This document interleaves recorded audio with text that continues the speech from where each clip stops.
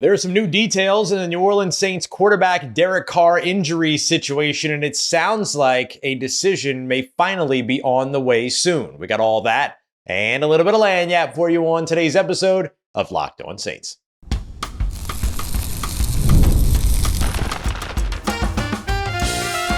You are Locked On Saints, your daily New Orleans Saints podcast. Part of the Locked On Podcast Network, your team every day.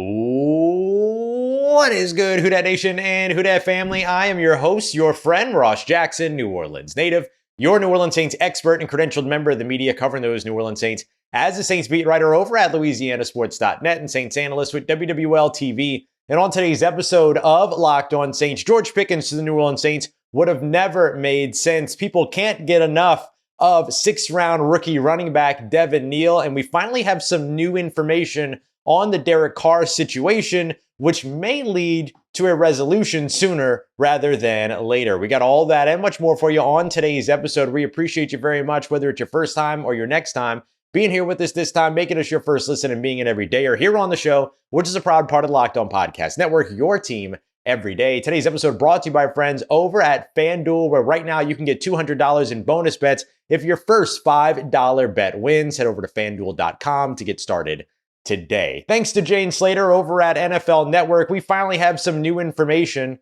sort of, on the Derek Carr situation and the injury, surgery, will he, won't he, all of those things. Here's the new information that Jane Slater was good enough to provide. And let me give Jane credit because she was here in New Orleans all throughout the NFL draft, everything like that. So she has kind of been in the trenches with us on trying to get clarity on this whole situation, everything like that. So I give her a lot of credit for the work that she's done. And so here's the new information that we got that she shared on the Insiders over at NFL Network today. And the bottom line here that I want to highlight is that I still don't think everything's okay between the New Orleans Saints and Derek Carr, but it sounds like resolution and clarity are on the way. That's the big takeaway here. One of the things that Jane Slater mentioned was that Derek Carr has been in New Orleans, she said, at least 2 times, we'll call it a couple of times, meeting with the team doctors here in recent weeks. That's some progress in terms of where things are headed between the New Orleans Saints and Derek Carr, wherever that might be, which I still don't think is all hunky-dory all of a sudden. But still no indication that he's met in person with head coach Kellen Moore, which is a little strange, but they have talked on the phone. Kellen Moore has mentioned that before. I believe it was during the annual meetings that he mentioned that. But it sounds like Derek Carr has been in New Orleans as of late. And remember, Derek Carr mentioned during the sermon that he gave over at Church Las Vegas that there was a plan for him to be in New Orleans, but then family situations, everything like that, just for like trigger warnings purposes. I don't want to say specifically what happened, but you can find that information. It's there. But something that no one should ever have to deal with happened with his family, and that became priority. And that was priority number 1. So that was completely understandable. It sounds like in recent weeks, he has been here in New Orleans, checking in with team doctors, things like that. Now, that is what we understand, or what Jane Slater understands to be the case. The next thing that she offered that was new information is that a decision could be on the way sooner rather than later. When Mickey Loomis spoke with us pre-draft, he mentioned that they are hoping to get clarity and resolution soon. And so it sounds like that could very well be on the way. Now, the questions that you're hoping to get that clarity and resolution on are, does he have surgery or does he not have surgery? If he has surgery, it's considered season ending before the season even begins. If he doesn't have that surgery, it is possible for him to rehab and return to the lineup at some point in 2025, a possibility that we've continuously tried to mention around all of the conflict and everything in this situation, where he could actually be back on the field for the New Orleans Saints. I don't expect that to be the case. However, it is absolutely a possibility. The other thing is he or is he not a part of the New Orleans Saints moving forward if he does not have that surgery? That will be the other thing that we will sort of have to figure out from the Saints' perspective as all of that continues to fall into place. Jane Slater also confirmed reports from David Carr, which were given before the draft, that they do believe that this injury to the shoulder took place and or worsened when the injury against the New York Giants happened, that ill-advised leaping attempt for a first down when you were facing a second down, where he had the left hand injury that ended his season, proved to be season ending. He also had a head injury in that situation as well. And that's an interesting one because the big question then is, of course, if he had that injury in week 14, why is everybody just now learning about it this spring? And both Slater and David Carr, Derek Carr's brother, reported that it's because he didn't really start throwing in earnest until spring because he was rehabbing that other injury. And that's a little bit curious to me, right? A left hand, non-throwing hand injury kept you from throwing with your perfectly good, as far as you knew, up until you started throwing many, many months later, throwing shoulder. That those two things don't add up to me. The other thing that doesn't add up is, of course, that the Saints and at the time, interim head coach Darren Rizzi kept mentioning how it was a grip issue and all these other things, and him being able to like take snaps and stuff like that kept him off, not a throwing shoulder situation, which would have been a very different situation. And that he had, it sounded like, at least attempted to throw in practices, and that the issue was taking snaps, being able to hold on to the football, grip strength while he's moving in the pocket, things like that. Not grip strength with his throwing hand, but grip strength with that non-throwing hand where you're having to take those snaps, you're having to get two hands on the ball to protect it and all of those other things. So just interesting that he didn't throw a football all of a sudden when it sounded like he was throwing footballs, but I'm not sure. The report claims that, or said, in terms of the information that's being given, that he threw like a fake football to some of the recovering players in Alvin Kamara, and that was kind of it. But I don't know. It feels like there's something missing there, is all that I'm saying. It sounds like the reason why he doesn't just make the decision to get surgery, as some have suggested, is because he doesn't want to have surgery, which makes sense. He had a prior procedure on the same shoulder, and so avoiding having a second surgery there is something that clearly is a desire and would be the desire of anyone in that situation, especially while rehabbing is a possibility. And we've seen before that sometimes players make the choice to go the rehab route. The rehab route doesn't work, or there's a setback. Other times they've gone the surgical route and then the body rejects the surgery, and that has caused issues. We saw that with Michael Thomas. And so there's not really a 100% foolproof way to go about this, to everyone's credit. And then finally, all of these updates all had to do with the injury, not the claims that Derek Carr doesn't want to be in New Orleans. Jane Slater did report that Derek Carr is not purposefully trying to give a middle finger, as she said, to the New Orleans Saints and to Saints fans. But there's no real, when you discuss the injury, we're not actually talking about the contract dispute. All right. There was a report that he wanted something like a $15 million raise, and the Saints said no to that. And that's what ended up kind of triggering the trade talks and things like that. The restructure and in not wanting to be restructured and wishing that he hadn't been restructured. All those things are separate from the injury. All of those things are, I want to be paid more money. You're not paying me the money that I want to be paid. You're not using the money that I didn't take at an earlier point. And therefore to build around the team, or whatever that concern might be. And therefore I want out. And I want out, and I want out, and I want out. And so the injury is one thing, but does he want to be a New Orleans Saint is an entirely different thing. So do I think that everything's all good between Derek Carr and the New Orleans Saints? No, I don't. I don't believe that. However, do I think that there will be, or at least does it sound like, thanks to Jane Slater's report here, that there will be resolution and maybe some clarity here soon on the way? That, to me, is a yes. So we'll continue to track that story, as always, as we continue on here throughout Locked On Saints. Coming up next, let's dive into a conversation around running back Devin Neal, who Saints fans, and to be honest, many of the media just can't seem to get enough of. We got that coming up for you next. We continue on with today's episode of Locked On Saints, part of Locked On Podcast Network, your team every day. Today's episode of Locked On Saints is brought to you by the Skylight Calendar. I'm so excited to have one of these ordered. It is on the way, and I cannot wait to use it. It is something that's going to help you bring a lot of clarity and resolution to your life, especially if you're juggling a bunch of different calendars for a bunch of different family members. And here's the really cool thing. It's like a 15-inch HD display where you can bring in one person's Google Calendar, another person's Apple Calendar, another person's Outlook Calendar, and much more, and put it all in one place, making it super simple to track appointments, games, practices, dinners, and reminders all in one easy-to-see place. I'm not having to jump from this calendar and this account to this calendar and this account, yada, yada, yada, all in one place. I absolutely love it. Right now, Skylight is offering our listeners $30 off of their 15-inch calendars by simply going to skylightcal.com/NFL. That's skylightcal.com/NFL for $30 off of your 15-inch calendar. That's skylightcal.com/NFL. All right, family, we just can't seem to get enough of Kansas running back, former Kansas running back, now New Orleans Saints running back, and sixth-round selection, Devin Neal. The franchise's all-time leader in rushing yards, rushing touchdowns, 100-plus rushing yard games. He absolutely dominated at the collegiate level and is now going to arrive here in New Orleans and be a player that a lot of folks have looked at in this draft class and across this draft as one of the steals of the draft, certainly one of the steals of the Saints draft, landing him in the sixth round when a lot of people, including myself, thought that he might be a third or fourth round guy, like a late day 2 guy, early day 3 guy. He ends up lasting until the sixth round and landing with the New Orleans Saints.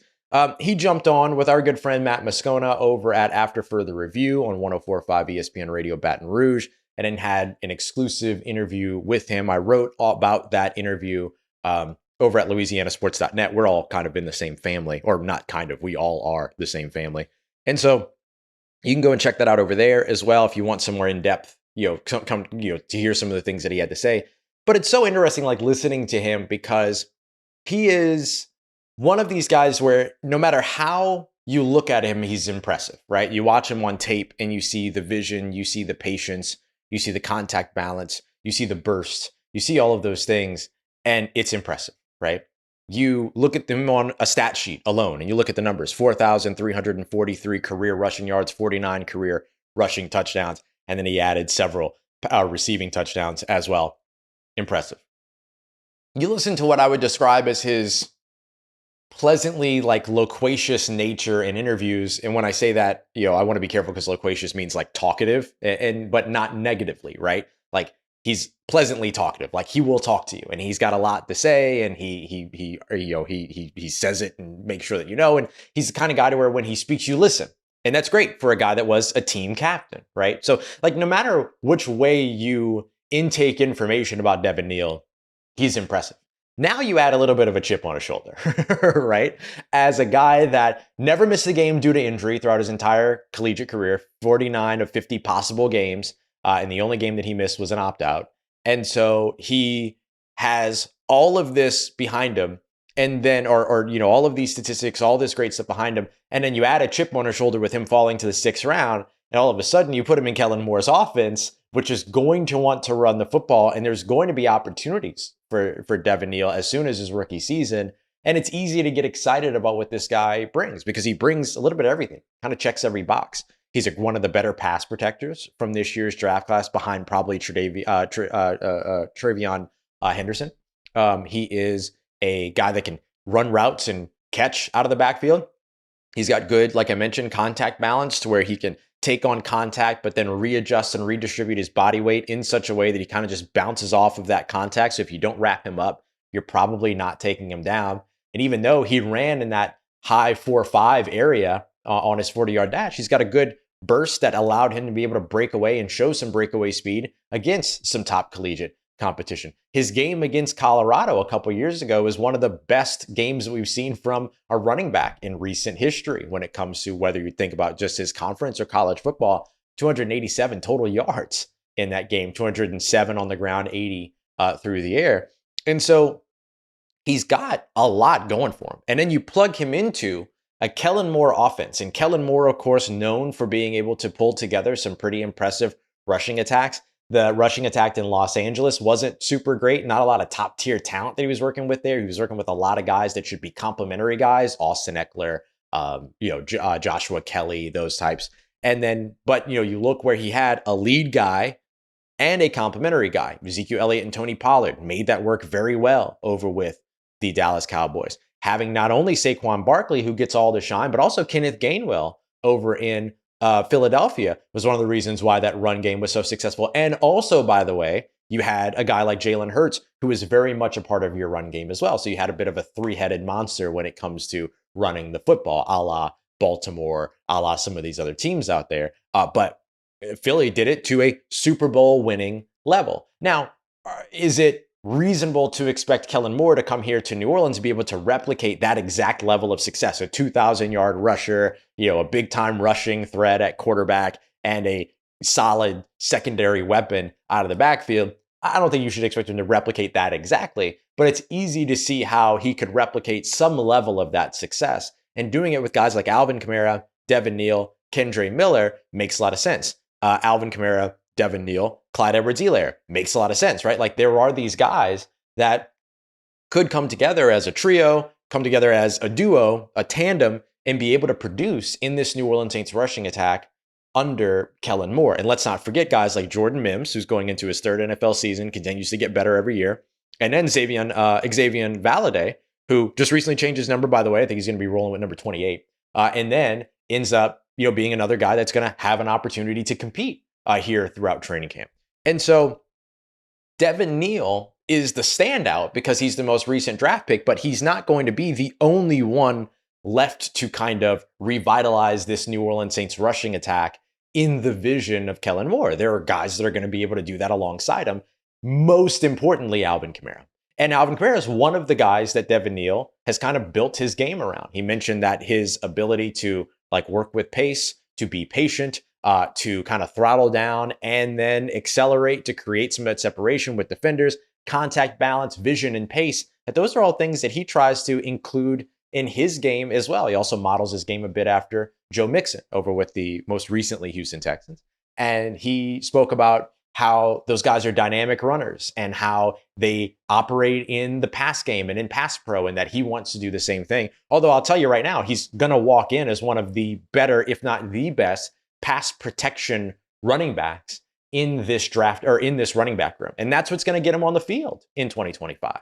And then you put the ball in his hands, then he does what he does with the ball in his hands. If he can do that at the NFL level, making that transition from going up against 18 to 22-year-olds to going up against 23 to 40-year-olds, if he can make that leap immediately in terms of producing in the run game, which we have seen from running backs via the NFL draft, that they do quickly translate, he becomes a really exciting piece of this offense as a complementary piece to Alvin Kamara. And then potentially becomes a long-term standing option in this running back room as well. So it was an excellent selection by New Orleans. And just every time this guy pops up somewhere, Devin Neal, and I'm going to be doing his film study here soon, and I cannot wait because I think he's going to be so much fun to watch.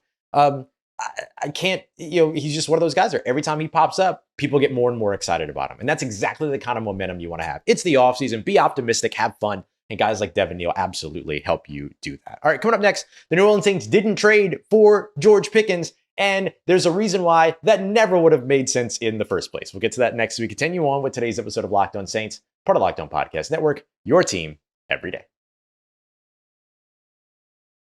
Today's episode of Locked On Saints is brought to you by friends over at FanDuel, America's #1 sportsbook. And the NBA playoffs are in full swing, and that means that every night is going to be delivering all those highlight-worthy performances, major momentum shifts, and can't-miss moments. And FanDuel is making sure that you can stay engaged with every one of those moments. They make it super easy for you to stay in the game before tip-off and live, even after tip-off as well. Everything from player props to performance trends to same-game parlays, and of course, just simply being able to bet on your favorite teams. And right now, which is my favorite part, over at FanDuel, you can sign up, and you want to do that at FanDuel.com. Place your first $5 bet. If that $5 bet wins, you get $200 in bonus bets. Great way to do it. Boston Celtics tonight are 10.5-point favorites in their matchup. So you can put $5 down on that money line if you win $200 in bonus bets right away. So make every moment more with FanDuel, official sports betting partner of the NBA. Let's get it, Who Dat Nation. The New Orleans Saints have been a part of a couple of different types of trade talks in very different ways. I want to start off with one trade that they did not make, which was making the move for a guy in wide receiver George Pickens over with the Pittsburgh Steelers. We know the New Orleans Saints look like they are in need of this big-bodied wideout that could come in and kind of be the physical presence, a complementary, possession guy or complementary physical big-bodied guy that can complement guys like Chris Olave, Rashid Shaheed, Brandon Cooks, the speed that's already on the roster. And some people really like the idea of George Pickens potentially being that guy. And George Pickens is really interesting in that perspective, in that he is absolutely a physical player. He is absolutely the type of player that has the mentality that that ball is mine. We spoke yesterday in yesterday's episode about the importance of that mentality over just the importance of the physical size. And so he has all those other things. But look, George Pickens was never going to make sense for New Orleans. He gets traded to the Dallas Cowboys, the 3rd round pick and a late round pick swap in a later year and all those other pieces. But he would have never made sense for the New Orleans Saints. And a big reason why is the personality. Take everything that we just mentioned about Devin Neal. How much of that applies to George Pickens? How much leadership does George Pickens show? Right? Like, he's not the fit that the New Orleans Saints have been looking for. Like, you look at the focus on team captains, you look at the focus on, high character guys and all those other things. Look, George Pickens is coachable. There's no doubt about that. You have to be if you're going to be in Mike Tomlin's system. Although now Mike Tomlin was just a part of trading him away, so we'll see what happens. It seems sometimes that guys that are doing well under Mike Tomlin over in Pittsburgh go somewhere else, and then all of a sudden, the everything kind of comes out. But is he really the type of guy that you want to saddle your kind of, coy first-year head coach with? Now, I get it. Like, Brian Schottenheimer is a first-year head coach over in Dallas as well, but he's likely a one-and-done guy, or it feels like he's set up to be a one-and-done guy, unfortunately for him.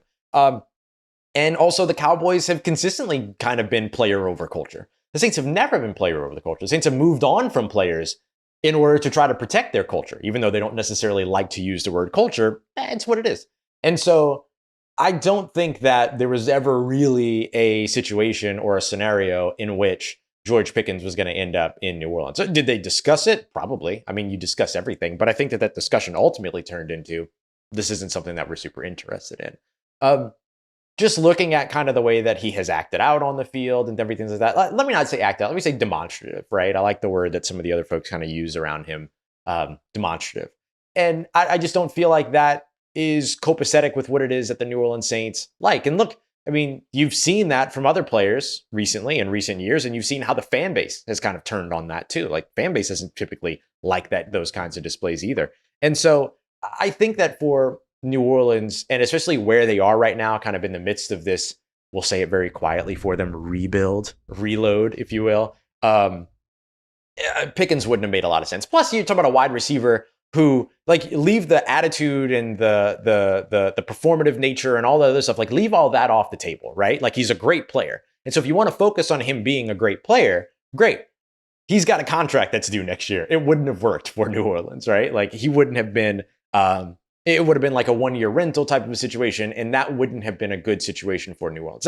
Now I'll give the Saints this credit.